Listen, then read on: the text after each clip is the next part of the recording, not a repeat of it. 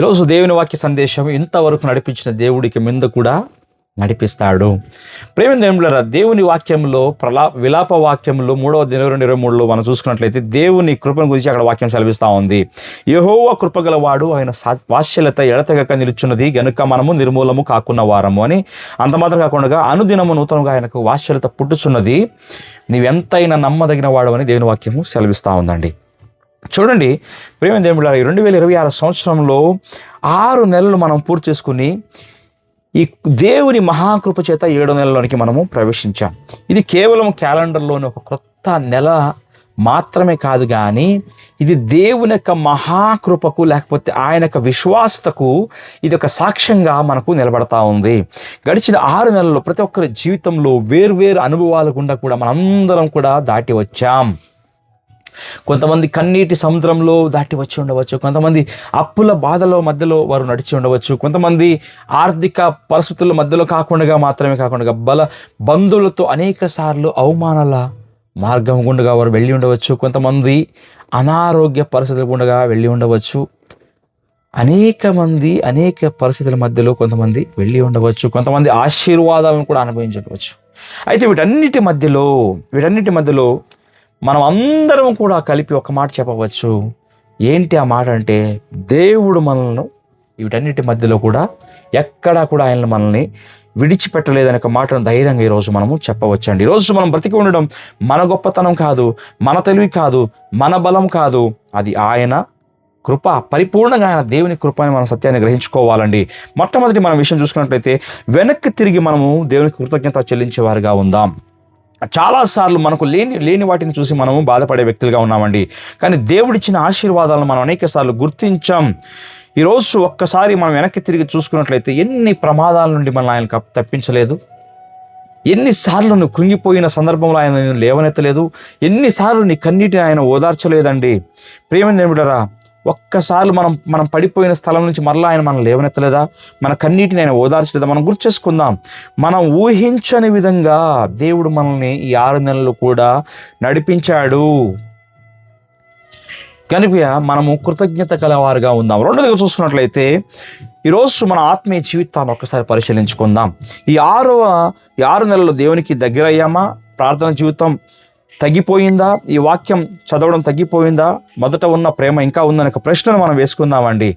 దేవుడు మనకు కొత్త నెలను ఇవ్వడం అంటే దాని అర్థము మరో అవకాశాన్ని ఇవ్వడం అనే సత్యాన్ని మనం ఈరోజు గ్రహించుకుందాం. గతంలో జరిగిన వైఫల్యాల కంటే ఈరోజు తీసుకునే నిర్ణయము చాలా ప్రాముఖ్యమైందండి. ఈ 7వ నెలలో మనం ఈరోజు నిర్ణయం తీసుకుందాం.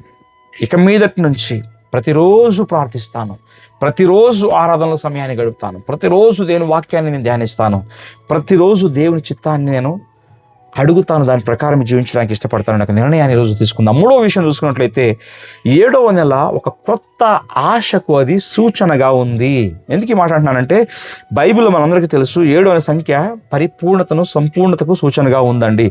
దేవుడు ప్రారంభించిన కార్యాన్ని ఆయన సకంలో ఆఫ్ చేసే దేవుడు కాదు, విడిచిపెట్టే దేవుడు కాదు, కానీ దాన్ని పరిపూర్ణంగా ఆయన కార్యాన్ని పూర్తి చేయగల సమర్థుడై ఉన్నాడు. మొదటి 6 నెలల్లో ఒకవేళ నువ్వు ఏ ఆశను కోల్పోయావో నాకు తెలీదు, ఈ యొక్క కోరికను నువ్వు నెరవేరలేదు 6 నెలల్లో నువ్వు ఇబ్బంది పడుతున్నావో నాకు తెలియదు, కానీ ఈరోజు దేవుని వాక్యం నీతో చెప్తున్నమాట అంటే 6 నెలల్లో కోల్పోయిన ఆశను దేవుడు తిరిగి నీకు ఈరోజు ఇవ్వగలడు.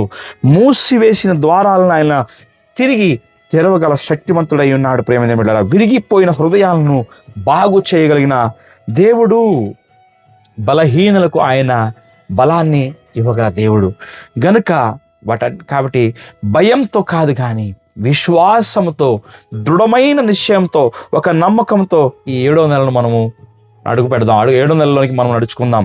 ప్రేమ దేవుడారా, గనుక 6 నెలలను మనము ఎంత మాత్రము మార్చలేమండి. అయిపోయిన సంగతులను మనం మార్చలేం, అయిపోయిన కాలాన్ని మనం తిరిగి తీసుకురాలేం, కానీ ఈ మిగిలిన 6 నెలలు ఎలా ఉండాలో ఈరోజు మనం తీసుకునే నిర్ణయమే నిర్ణయించేదిగా ఉంది.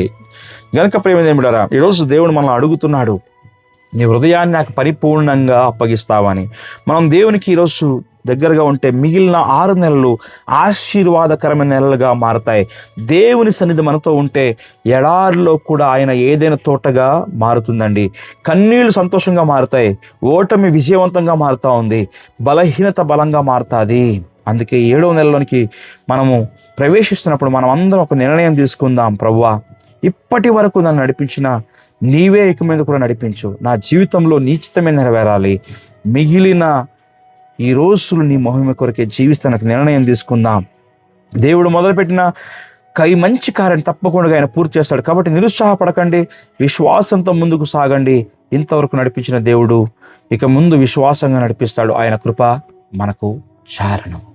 దేవుడు మిమ్మల్ని ఆశీర్వదించును గాక. ఆమేన్.